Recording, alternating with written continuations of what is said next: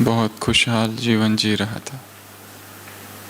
सब कुछ था, पैसे, नौकरी, आज्ञाकारी बच्चे, पत्नी, मित्र संबंधी। ऐसा कुछ नहीं था जिसकी कमी थी। फिर भी जब जब किसी सत्संग में जाकर बैठता था तो अंदर एक खालीपन सा छा जाता था। बार बार सत्संग के शब्द कानों पर पड़ते थे। परमात्मा, खोज, मोक्ष, निर्वाण, मुक्ति, संन्यास।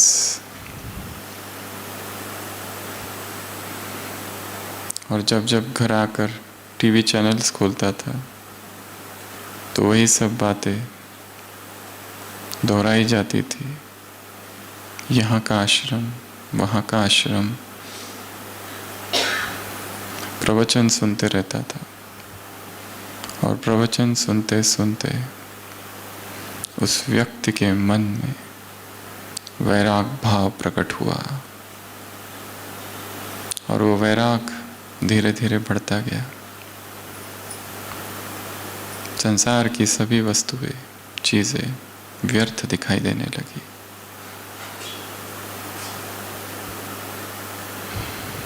वो जो कुछ करता था वो सब कुछ अर्थहीन दिखाई देने लगा।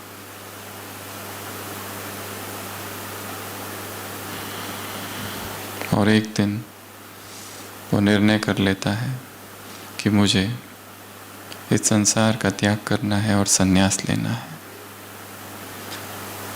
और वो व्यक्ति घर पर अपनी ये बात जैसे ही बताता है, भयंकर विरोध होता है।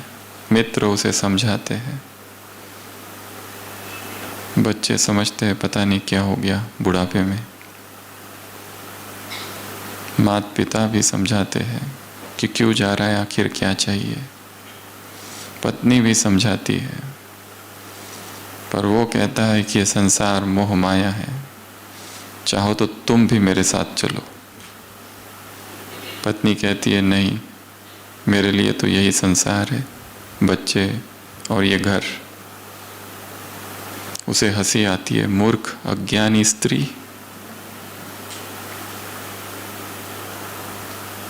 धन्य हो तेरा।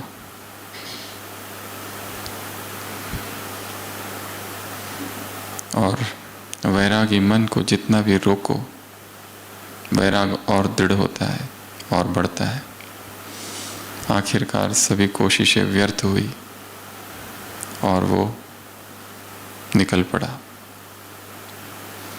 कई जगह गया, बनारस गया, हरिद्वार गया, ऋषिकेश गया, भिन्न भिन्न स्थानों पर गया। पर वहाँ जाकर उसे नई बात पता चली कि जिस आश्रमों में रहना पड़ता है वहाँ पर खुद का खर्चा खुद करना पड़ता है। वो तो अच्छा था, वो अपना एटीएम कार्ड साथ में लेके आया था।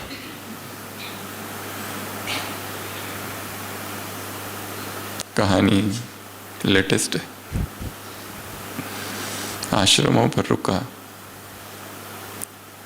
वहाँ की किताबें बेची, नियमों का पालन किया, पर भोजन खुद का खुद। गुरुओं की आज्ञा मानी। कई आश्रम बदले और कहीं कहीं पर उसने देखा वो आश्रम केवल नाम के हैं, वो वास्तव में राजनीतिक संगठन थे। अंदर कुछ, बाहर कुछ।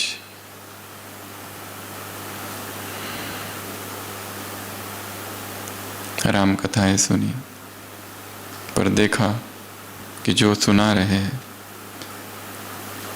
उनके बोल में और उनके कर्म में अंतर है। और उसने देखा कि यहाँ भी वही झूठ है, यहाँ वही पाखंड है। और फिर वो सोचता है अच्छा हुआ कि दूर हिमालय में चला जाऊं, क्योंकि उसकी प्यास ईश्वर को पाने की थी। और वो यहाँ देखता है ईश्वर ये लक्ष्य तो भूल ही गया है। लोग आश्रमों में रहते हैं परंतु कुछ और कर रहे हैं। तपस्या तो खो गई है, तपस्या जो करनी चाहिए वो हो ही नहीं रही है। तपस्या के नाम पर प्रचार और प्रसार मात्र हो रहा है। हिमालय पर जाता है और हिमालय के एक आश्रम में रुकने लगता है। भव्य आश्रम है, असंख्य सन्यासी है, छोटी आयु से लेकर बड़ी आयु तक वहाँ रहने लगता है। अपना भोजन खुद बनाता है, खाता है। और एक दिन वहाँ एक छोटा सा बच्चा होता है, वो भी सन्यास लेने वहाँ आया हुआ है। उसे देखकर उसे आश्चर्य होता है। उस बच्चे से पूछता है, तुम यहाँ क्यों आए? वो बच्चा रोने लगता है, कहता है, मेरी माँ मर गई, मेरे पिताजी मुझे यहाँ छोड़ गए, मुझे अपनी मम्मी के पास जाना है, पर यहाँ मुझे कोई जाने नहीं देते। यहाँ सब लोग बातें करते हैं ईश्वर ईश्वर की, परंतु मुझे कुछ समझ नहीं आता है, मुझे वापस घर जाना है। उस व्यक्ति को आश्चर्य लगता है, ये क्या चल रहा है। एक युवा होता है ब्रह्मचारी। उस ब्रह्मचारी को देखकर ये व्यक्ति पूछता है कि तुम इस उम्र में इतना त्याग, इतनी प्यास परमात्मा को पाने की, तुम संसार छोड़कर यहाँ आ गए, जंगलों में, इस पहाड़ों पर। वो युवा कहता है कि आप शादीशुदा हो? वो कहते हैं हाँ। वो कहता है मैंने सुना है स्त्री नरक का द्वार है, पर मुझे अनुभव करना था। शादी की बड़ी तीव्र कामना है, पर परिस्थितियां ऐसी आई कि सन्यास लेना पड़ा और यहाँ सन्यासी बन गया। पर अवसर मिला तो जरूर लौट जाऊंगा। उस आश्रम के जो मुख्य है, 60 वर्ष उनकी उम्र, प्रकांड पंडित है, ज्ञानी है, वेद उपनिषद कंठ है। उनसे वो पूछता है, आपका क्या अनुभव है, आप कैसे सन्यासी बने? वो कहता है, पत्नी जो थी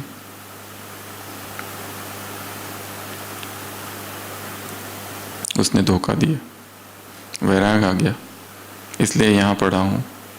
और फिर धीरे धीरे आश्रम खोला और इतना बड़ा बन गया है।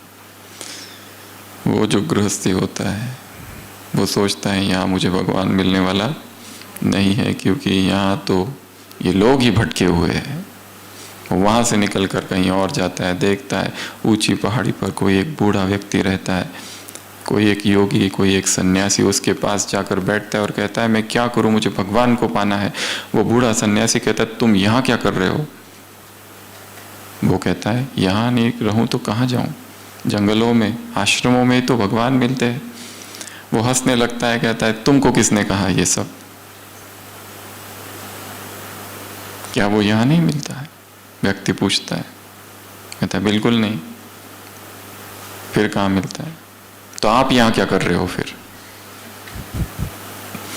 वो कहता है, मैं तो बचपन से ही घर से भाग गया था, किसी आश्रम में रहा और वहाँ पर गुरुओं की सेवा की। बाद में गुरु चले गए, मुझे छोड़ गए। अब मैं अकेला रहता हूँ और अकेले रहने की आदत सी पड़ गई है और मौन में रहता हूँ। नीचे गांव में जाता हूँ, भिक्षा मांगता हूँ, थोड़ी बहुत सेवा करता हूँ, फिर चुपचाप अपनी साधना करता हूँ, मंत्र जाप करता हूँ। वो व्यक्ति पूछता है, पर मैं क्या करूँ फिर? जहाँ देखता हूँ वहाँ पर ढोंग और आडंबर और दिखावा और ढकोसलापन है। सत्य क्या है? सत्य को कैसे ढूंढूं? वो बूढ़ा योगी कहता है, सत्य यहाँ नहीं है, और जिसे तुम वैराग कह रहे हो वो वैराग भी नहीं है। जाओ, जाकर वहीं रहो जहाँ रहते हो, परंतु ऐसे रहो जैसे उस संसार में होते हुए भी संसार में नहीं हो। व्यक्ति, वस्तु, स्त्री आए और चली जाए, तुम अलिप्त रहो। यहाँ रहकर तुम्हें कुछ नहीं मिलेगा। किसी को छोड़कर, किसी चीज को, वस्तु को छोड़कर वैराग नहीं धारण किया जा सकता है। वैराग का संबंध त्याग से कम है, समझ से है। ये छोड़ दिया, वो छोड़ दिया, ये नहीं खाते, वो नहीं खाते, ऐसा नहीं करते, वैसा नहीं करते, ये वैराग नहीं है। वैराग का संबंध जागरण से है, वैराग का संबंध समझ से है। वैराग अर्थात वो आँख जो महल में भी खंडहर को देख ले। वैराग अर्थात कुछ त्यागना नहीं। वैराग अर्थात अंदर जो गंदगी है, अंदर जो कचरा है, उसके प्रति विद्रोह, जो अनावश्यक है, जो पाप का बोध लाता है, जो पश्चाताप लाता है, जो दुख और पीड़ादायी है, उस दुख को उखाड़ कर फेंक देना अर्थात वैराग। चीजों को छोड़ना वैराग नहीं है, समझ अर्थात वैराग। जो चीज बार बार दुख दे रही है, जो संबंध दुख का कारण बना हुआ है, जो वासना, जो इच्छा, जो तृष्णा, सभी अपेक्षाओं का अंत होना अर्थात वैराग का उदय होना। इसका कहीं जाने से, कुछ छोड़ने से कोई भी संबंध नहीं है। परिपूर्ण जागरण, संपूर्ण जागरण अर्थात वैराग। सुबह की अव्यक्त वाणी। वैराग अर्थात किनारों को छोड़ना, स्थान को छोड़ना वैराग नहीं, वस्तुओं को छोड़ना वैराग नहीं, व्यक्तियों को छोड़ना वैराग नहीं, शहर को छोड़कर जंगल जाना वैराग नहीं।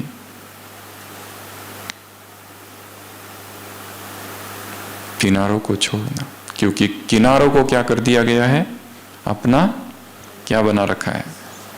सहारा। किनारे छूटते जाए। मुरली में बाबा ने कहा किनारों की लिस्ट अगली बार बताएंगे। और क्या अगली बार बताएंगे? और एक चीज है जो अगली बार बताएंगे, खेल। बच्चे क्या क्या खेल करते हैं वो अगली बार बताएंगे। और किनारे कौन कौन से है उसकी लिस्ट अगली बार। तो इंतजार करते रहोगे उसके लिए या खुद निकालोगे? खुद निकालना है। तो भट्टी का आज आरंभ भी समझो और लक्ष्य मिल चुका है, वैराग। किनारों को छोड़ देना। कौन से किनारे छोड़ने हैं? अगले 3 दिन अपने ही अंतर मन में प्रवेश।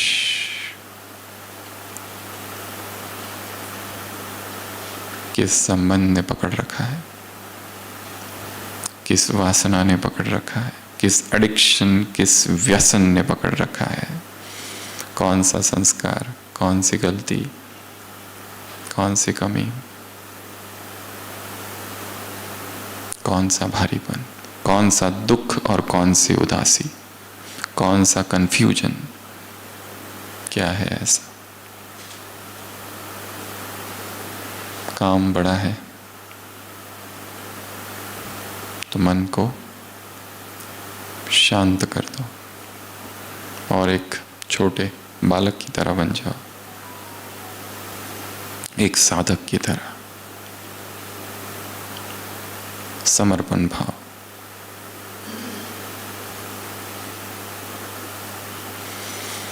तो आज सुबह की व्यक्त वाणी कौन किससे मिल रहा है?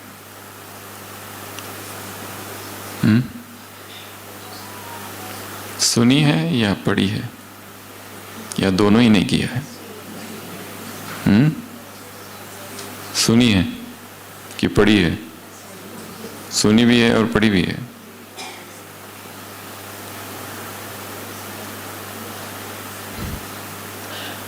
केवल सुनने सुनाने से कुछ नहीं होगा, मुरली में ही है आज।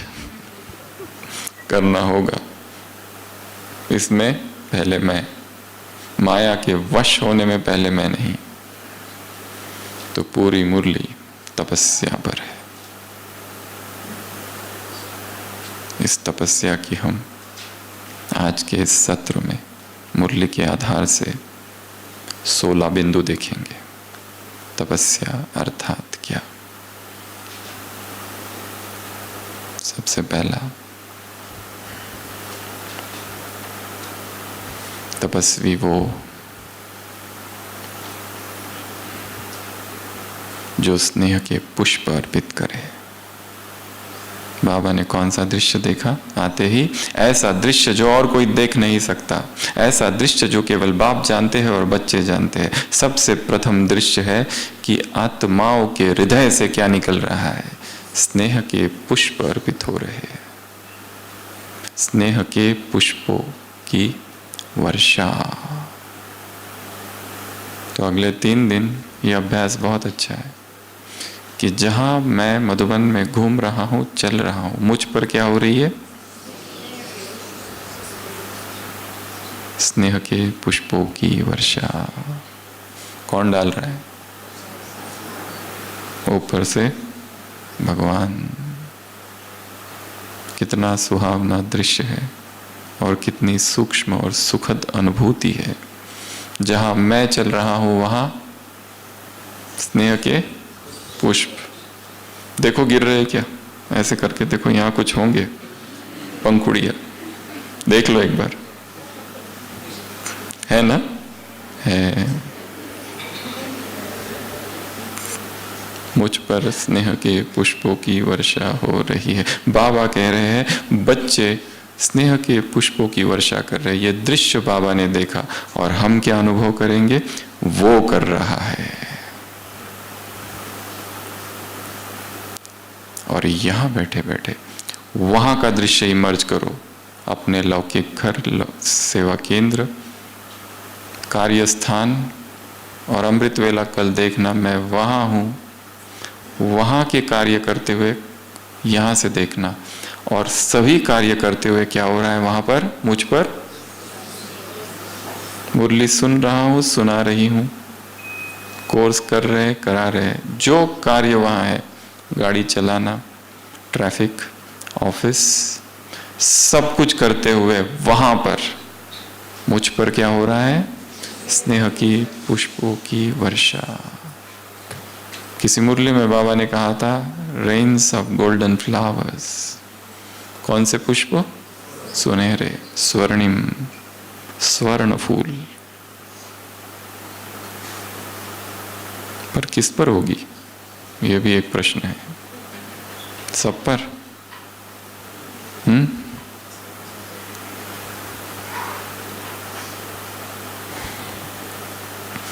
पार्टियों से मुलाकात। श्रीमत पर चलने में जो आदि करेंगे उन पर। आदि स्थान से आए हो, आदि रतन बनो स्थिति में। तो जिनकी स्थिति आदि रत्नों जैसे होगी उन पर क्या होगी? वर्षा। पर अनुभव तो अभी से चालू कर देना। अगले 3 दिन दिन रात ही अनुभव करना है, डे एंड नाइट। उठो तो बिस्तर पर देखना ये फूल किसने डाले,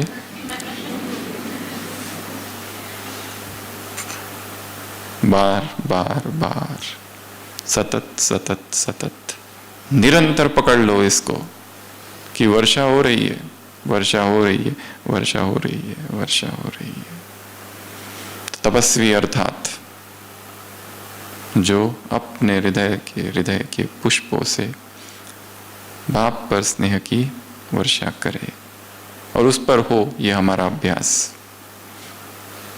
तपस्वी अर्थात दूसरा जिसके मन से कौन सा गीत बजे, कौन सा साज, मेरा बाबा, मेरा बाबा, मेरा बाबा, धुन लग जाए अगले 3 दिनों के लिए। जब करते हैं ना वैसे।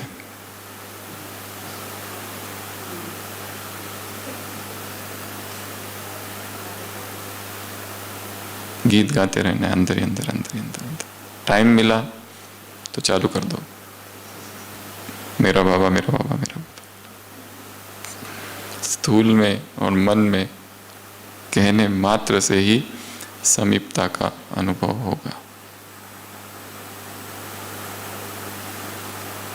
तपस्वी अर्थात हृदय से एक गीत बजे। दूसरी निशानी। तीसरी तपस्वी आत्मा अर्थात तपस्या अर्थात दीप जले। कौन सा? कौन सा? मुरली सुनी है ना? सुबह सुनी थी, उसके बाद पता नहीं कितनी बातें हो गई।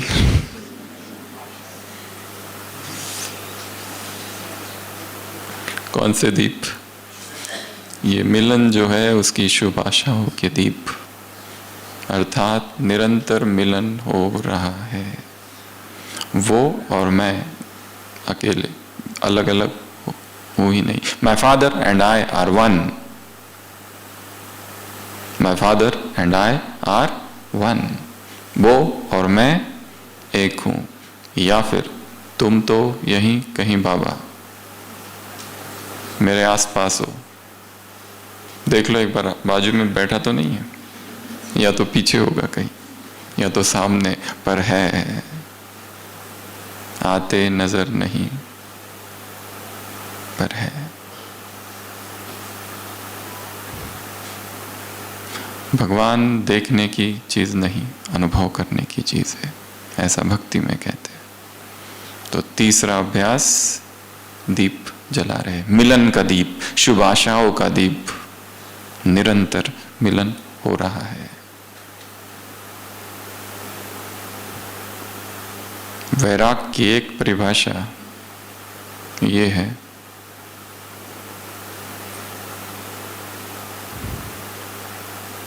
दूसरों पर जो बुद्धि टिकी हुई है वहां से वो हट जाए, अर्थात वैराग।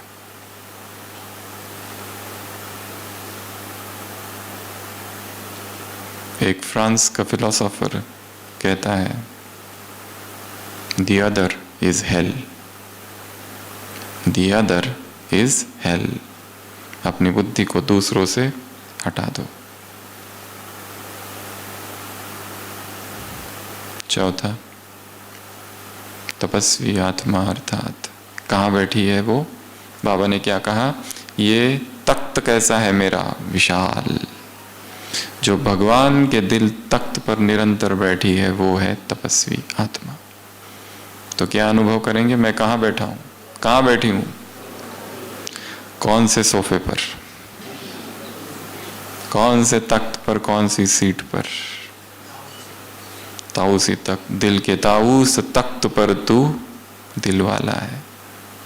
हमारे तख्त पर वो बैठा है, पर बाप के दिल तख्त पर कौन बैठ सकता है? एक अव्यक्त वाणी थी 2010 की, जिसमें बाबा ने शुरुआत में ही पूछा था कि भगवान के दिल तख्त पर कौन बैठ सकता है?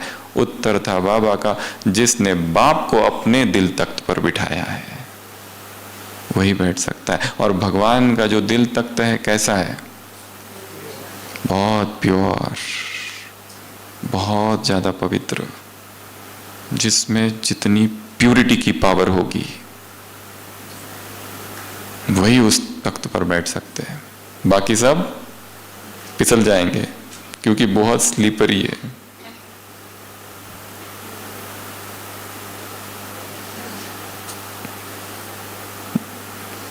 और जिसकी पवित्रता अप डाउन होती रहती है, जिसका ब्रह्मचर्य हिलते रहता है, डुलते रहता है, वो कभी तख्त कभी नीचे, फिर और ऊपर, फिर नीचे। और जो निरंतर अखंड प्यूरिटी में स्थित होते हैं, सुबह भी, दोपहर में भी, शाम को भी, सोते समय भी और नींद में भी, कहीं पर भी किसी संकल्प में, किसी स्वप्न में कोई देह आकर्षित नहीं करता। मिट्टी के पुतले दिखाई देते हैं जिसके बीच आत्मा चमक रही है। अपने ही शरीर से कहाँ मोह, तो दूसरों के शरीर से कहाँ से रहेगा? तो चौथा, तपस्या अर्थात निरंतर भगवान के दिल तख्त पर बैठना। याद रखना, सारे पॉइंट्स फिर से पूछेंगे लास्ट में। और जिन्होंने आज की मुरली नहीं पढ़ी है, इस क्लास के तुरंत बाद बिना मुरली पढ़े सोना मना है।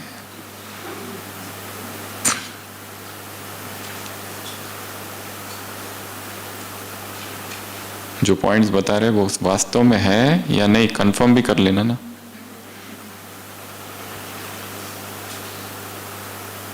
तो ये 4। पांचवा, फिर बच्चे बाबा से बातें कर रहे, उल्हाने दे रहे हैं, परंतु बाप फिर भी पदम गुना याद प्यार दे रहे हैं। ब्रह्मा बाप अव्यक्त फरिश्ता बने, किस लिए? सेवाओं के लिए। परंतु आज अव्यक्त से व्यक्त हुए, तो यदि बाप से प्यार है तो तुम्हें क्या करना है? व्यक्त से अव्यक्त बनना। ये है स्नेह का रिटर्न। बाप अव्यक्त क्यों बने? आप समान बनाने के लिए। तो पांचवा, तपस्वी अर्थात ब्रह्मा बाप समान, जो व्यक्त से अव्यक्त बने। और अव्यक्त बनने के लिए 2 काम करने हैं जो भट्टी में आए हैं। तीसरा है वो बाद में बताएंगे। पहला, क्लास के तुरंत बाद जिससे बातें करनी है कर लो, और मोबाइल स्विच ऑफ।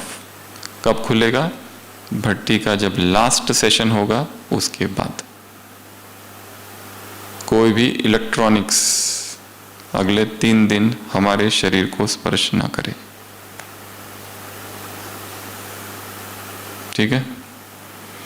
बड़ा भारी काम है ये, पर 3 ही तो दिन के लिए आए हैं और बहुत कुछ लेकर जाना है। जो प्रशासन में है, जिन्हें प्रबंध करना है, उनकी बात अलग, वो 1-2 लोग, वो बहनें, पर बाकी सभी जिससे बात करनी है कर लो, बाकी संसार से connection cut off, no contact, किसी से भी नहीं। दूसरा काम, आपस में बातचीत बंद, कोई शेयरिंग ऑफ एक्सपीरियंस नहीं। जब बोला जाएगा यहां आकर शेयर करो, उस दिन शेयर करना लास्ट, तब तक कुछ नहीं। बोलते बोलते तपस्या नहीं होती है। हाँ, जो केवल मनोरंजन के लिए आए हैं, जो केवल घूमने के लिए आए हैं, उनके लिए ठीक है, जो करना है करो। पर हाँ, यदि कोई दूसरा गंभीर साधक यदि तपस्या कर रहा है और गंभीरता से कर रहा है, तो उसकी तपस्या बोलकर भंग नहीं करनी है। कम से कम ये पुण्य तो करो। ये बड़ा काम है। चुप, जितना हो सके मौन। बिना मौन के कोई तपस्या नहीं हो सकती। खाना खा रहे, थोड़ा बोलना पड़े, धीमी आवाज में और कम, पर लक्ष्य रखो 100% मौन का। तो कहाँ थे हम? पांचवा, अव्यक्त अर्थात व्यक्त नहीं, बोलना व्यक्त भाव है। छठवा, मुरली में बाबा ने कहा, बेहद तपस्या का मुख्य आधार या मुख्य साधन है बेहद का वैराग। और वैराग की परिभाषा आज की मुरली से किनारे छोड़ना।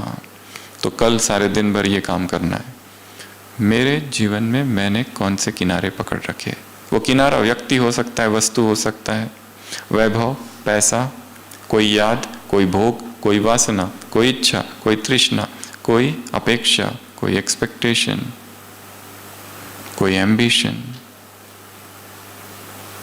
कुछ भी हो सकता है। उसको आइडेंटिफाई करना है। उस बात को आइडेंटिफाई करना है जो मेरे और भगवान के बीच है। वैराग अर्थात वो हर बात को उखाड़ कर फेंक देना जो उसके और मेरे बीच आ रही है। तो छठवा, तपस्वी आत्मा कैसी होगी? वैरागी। आंख कहीं ना डूबे, सारी वस्तुएं संसार की देखते हुए ऐसे देखो कि जैसे आ रही है और जा रही है, अनित्यता।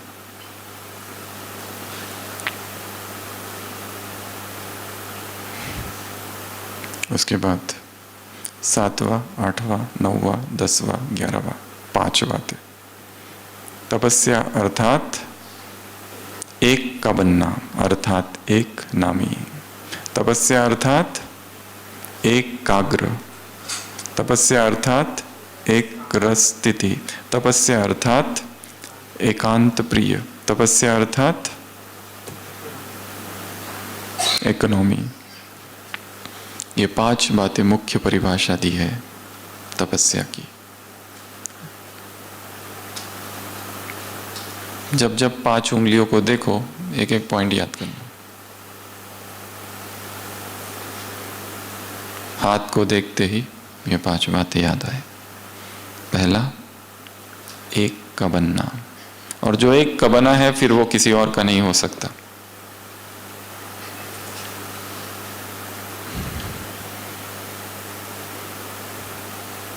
मन और शरीर एक को दिया है, एक का। दूसरा, एकाग्र। एकाग्रता तभी आती है जब हम फोकस हो जाते हैं। सुबह सुना रहे थे, बाबा ने एक बार, शिव बाबा ने एक बार प्रोग्राम दिया था कुछ भाइयों को मधुबन में। 3-4 भाई, जगदीश भाई थे, ओम प्रकाश भाई थे और 1-2 भाई थे। 3 दिन का, 3 दिन एक ही कमरे में रहना, 3 दिन मौन, आपस में भी किसी से बात नहीं करना, 3 दिन फलाहार और 3 दिन परमधाम शिव बाबा को याद करते रहना। ये 3 दिन का प्रोग्राम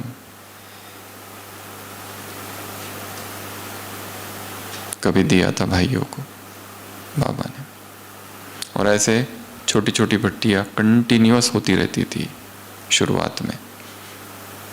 तब सेवा इतनी नहीं थी तो नॉन स्टॉप भट्टियां। अभी सेवाओं का विस्तार बहुत है, परंतु उस विस्तार में से भी अभी समय मिला है ये 3 दिन का, तो जितना हो सके गंभीरता से साधना करनी है। यहाँ क्या हो रहा है, वहाँ क्या हो रहा है, इससे बात करूँ, उससे बात करूँ, इधर मिलूँ, उधर मिलूँ, मधुबन में आया है तो ढेर सारे काम करके जाऊँ, तपस्या रह जाएगी।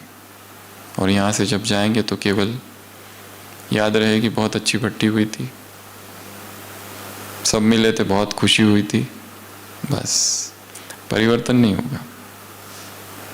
परिवर्तन बड़ी गहरी साधना है।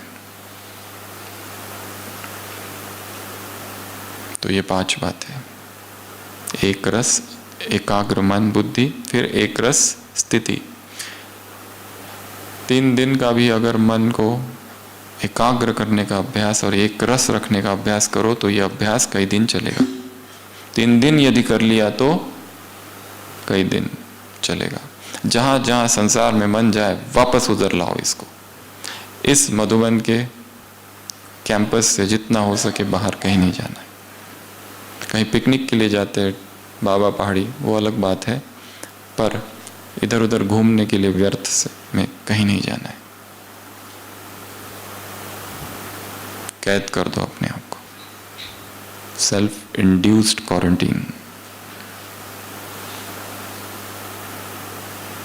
इकोनॉमी, इकोनॉमी अर्थात खजाने व्यर्थ न गवाना। और सबसे बड़ा खजाना कौन सा है? समय और बोल। तो अगले 3 दिन के लिए यहां पर लॉक लगा दो। जब तक ये बंद नहीं होगा वर्बल डायरिया, तब तक मन का मौन भी नहीं होगा। मन का मौन आगे की स्टेज है।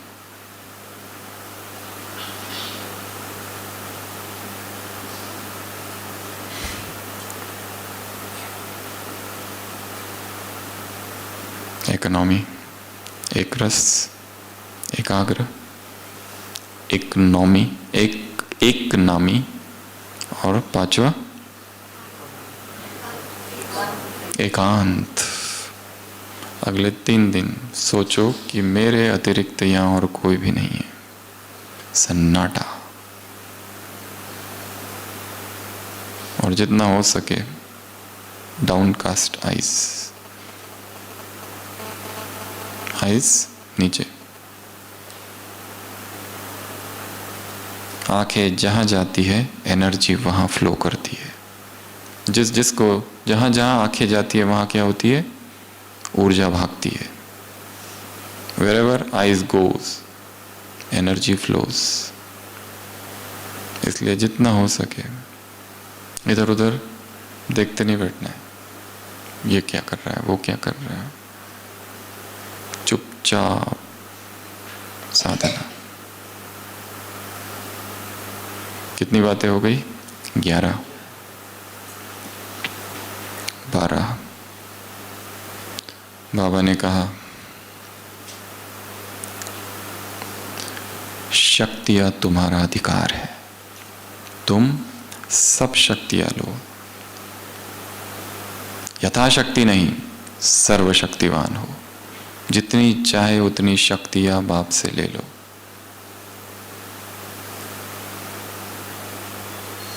अधिकार है।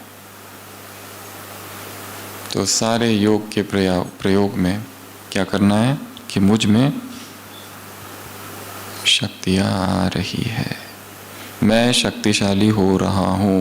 यह अभ्यास केवल यहाँ और मेडिटेशन में बैठते समय नहीं, चलते फिरते, कुटिया में जा रहे, शांति स्तंभ पर जा रहे, जहां जा रहे हैं फूलों की वर्षा हो रही है और मैं शक्तिशाली हो रहा हूं, मेरी शक्तियां बढ़ रही है, मेरा संयम बढ़ रहा है, मेरा ब्रह्मचर्य बढ़ रहा है, मेरी पवित्रता बढ़ रही है, मेरी सहन शक्ति बढ़ रही है। मैं मास्टर सर्वशक्तिवान हूं। आज तो बाबा ने मास्टर भी नहीं लगाया, डायरेक्ट कहा कि तुम सर्वशक्तिवान हो, तुम सर्वशक्तिवान हो। 12th point. और इसमें यह भी कहा अपना प्रोग्राम बनाओ। प्रोग्राम है इसलिए कर रहे हो या दिल के उमंग से कर रहे हो? यहां आए हैं, जबरदस्ती उठना पड़ता है, करना पड़ता है, नहीं तो टीचर बहन जी हमारी प्रेजेंट ही एब्सेंट लगा देगी। दिल से कर रहे हो या प्रोग्राम है इसलिए कर रहे हो? दिल से।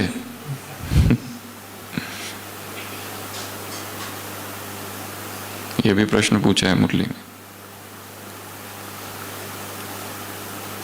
कोई कह रहा है इसलिए नहीं। भट्टी करने के लिए आना पड़ता है, अर्थात जीवन में भट्टी नहीं हो रही है।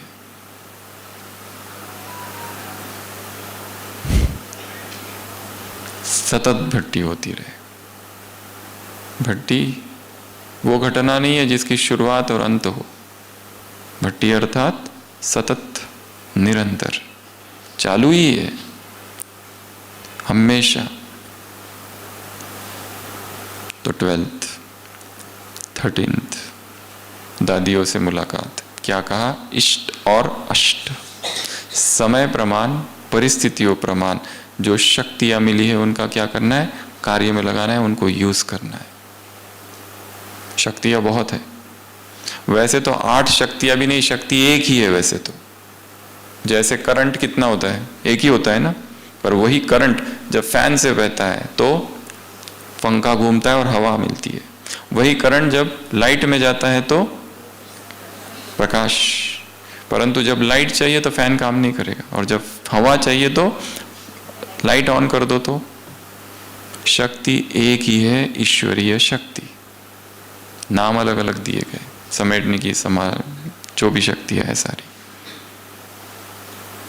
सुबह सुबह अमृत वेला शक्तियां ले लेनी है।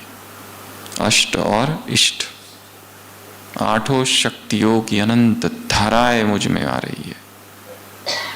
मैं इष्ट हूं, मैं अष्ट हूं। अष्टभुजाधारी कौन हूं? दुर्गा। तो ये भी एक अच्छा अभ्यास है अगले 3 दिनों के लिए, माताओं के लिए। कैसे चलेंगे? 4 इधर और 4 इधर।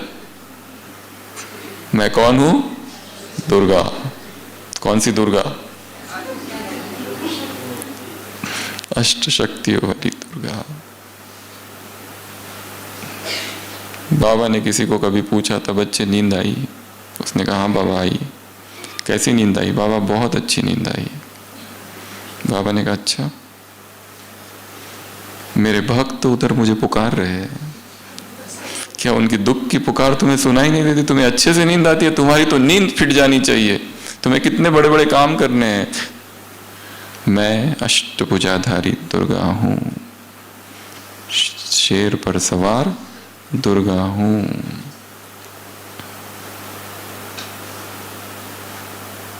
और थोड़ा दूर दूर चलना, ठीक है ना?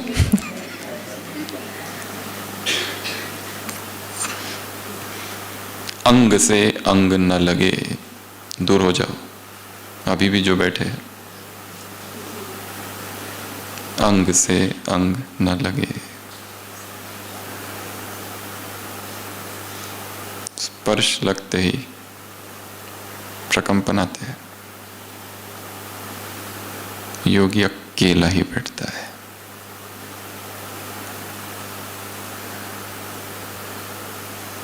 हमारे ओपड़ी में जैन साध्वी आती है। यहाँ पर दिलवाड़ा मंदिर है, तो वो जैन साध्वियाँ नीचे से पैदल आती है, पीछे के रास्ते से, कभी आबू रोड से। तो उनको कुछ कुछ तकलीफ़ें होती है तो दिखाने आती है, रहती है, 10 दिन रहती है, 15 दिन रहती है। कभी उनका मौन होता है तो एक व्यक्ति उनके साथ आता है जो कंप्लेंट बताएगा। पर उनका ऐसा नियम होता है कि वो आती है तो कई बार खड़ी रहती है। हम उनको कहते हैं बैठो, तो नहीं, वहाँ पुरुष बैठा था, बैठती नहीं है। वाइब्रेशंस,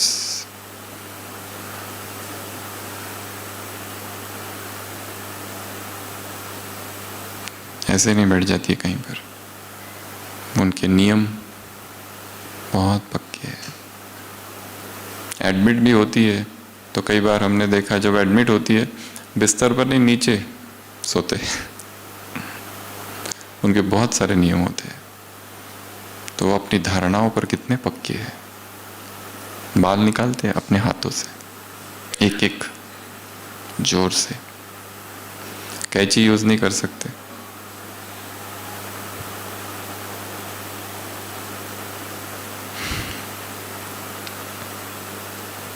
अष्ट और इष्ट, 12वीं या 14वीं पॉइंट संतरी दादी ने सुबह सुना ना क्लास में।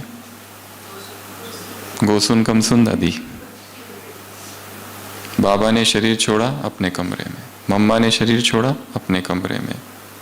न हॉस्पिटल, न line, tube, drain, tubes, ventilator, कुछ नहीं। संतरी दादी ने शरीर छोड़ा, जशोदा मैया ने शरीर छोड़ा मुरली सुनते सुनते। बाबा ने कहा अच्छा है, एवर रेडी हो, या जिज्ञासु याद आएगा या सेवा केंद्र याद आएगा? कोई याद नहीं आए।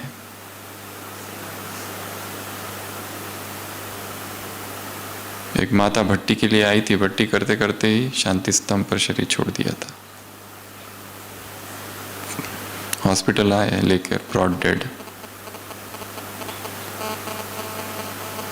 तो बाबा ने क्या कहा?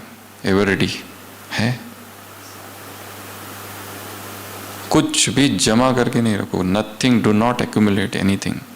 ये सेवा करूँ, वो करूँ, ये करूँ, इधर जाऊँ, उधर जाऊँ, ये सब ठीक है, परंतु अंदर से स्थिति अनासक्त। बाबा ने अपना भी उदाहरण दिया है ना। बाबा कैसे पकड़ लेते थे चीज़ों को, कोई पत्र, कोई पोता मेल, कहाँ गलती है और कहाँ करेक्शन देनी है। वैसे बाबा भी देखते रहते हैं, चेकिंग करते रहते हैं। बाबा को ये काम नहीं है कि एक एक का चेक करे, सबका पता कर सकते हैं। कई भाई बहनों ने ये भी कहा है कि बाबा में लास्ट 6 मंथ्स थॉट रीडिंग की कैपेसिटी बहुत ज़्यादा आ गई थी। थॉट रीडिंग, कोई आता था अपनी समस्या लेकर, इससे पहले कि वो समस्या बताता, बाबा उसकी समस्या भी बता देते थे और उत्तर भी दे देते थे, दोनों चीज़ें। उनको आश्चर्य लगता था, बाप तो कहते हैं कि मैं थॉट रीडर नहीं हूँ, फिर ये कैसे?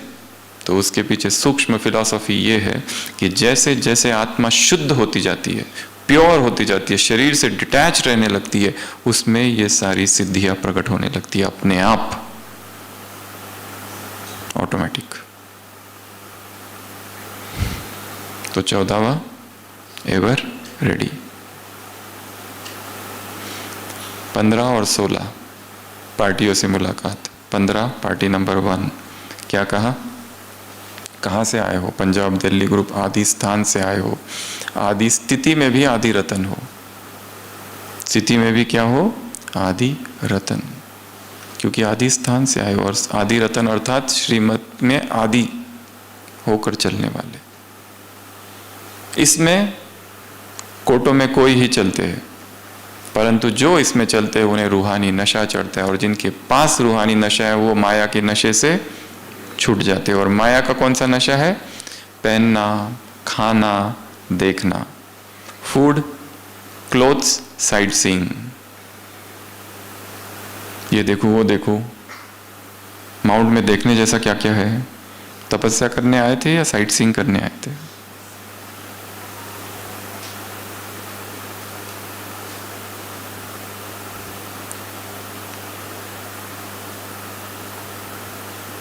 वैराग अर्थात महल में भी खंडर को देख लेना।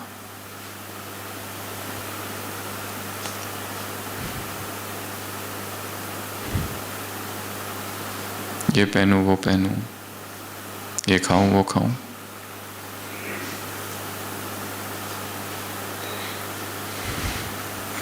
पहले मैं, जो पहल करता है उसे पदम मिलते हैं।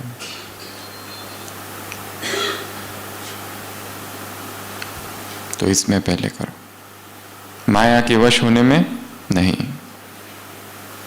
तो 15वीं पॉइंट, नशा। कौन सा नशा? रूहानी नशा। और लास्ट पार्टी नंबर 2, कहाँ से आए हो? महाराष्ट्र, एमपी? कहाँ से आए हो? गुजरात? ओरिजिनल घर कौन सा है? ओरिजिनल स्थान कौन सा है? मधुबन। काम क्या करते हो? गवर्नमेंट सर्वेंट, फैक्ट्री या गृहस्थी में हो? ईश्वरीय सेवा। तो ओरिजिनल काम है ईश्वरीय सेवा, ओरिजिनल घर है मधुबन। इसको नहीं भूलना। और क्या कहा यहां पर बाबा ने? एक बहुत अच्छी बात कही है। माता क्या कहती है? हमारे घर वाले कैसे हैं? पक्के रावण। तो बाबा ने क्या कहा? क्या करो उनसे? लड़ाई करो। शुभ भावना शुभ कामना की अंजलि दो। ये बहुत प्रैक्टिकल और बहुत पावरफुल पॉइंट है। और ये याद 3 दिन करके जाना है यहां से। कैसा भी हो, परंतु शुभ भावना देना है, क्योंकि तुम कौन हो?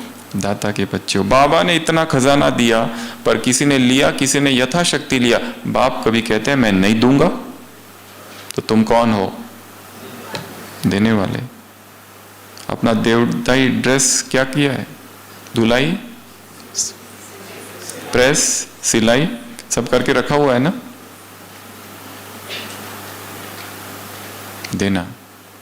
तो यहां बैठकर रोज अपने सारे लौकिक रिश्तेदारों को इमर्ज करो। एक यहां बैठे उन सभी आत्माओं को इमर्ज करो जिनके साथ हिसाब किताब चल रहा है।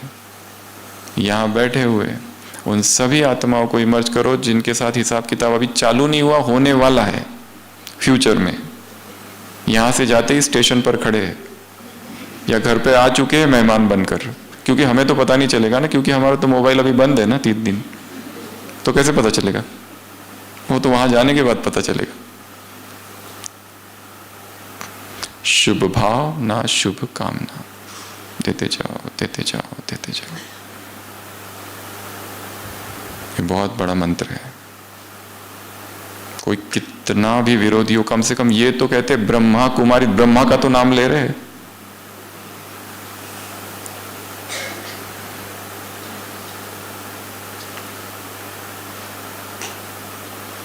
Point number 1,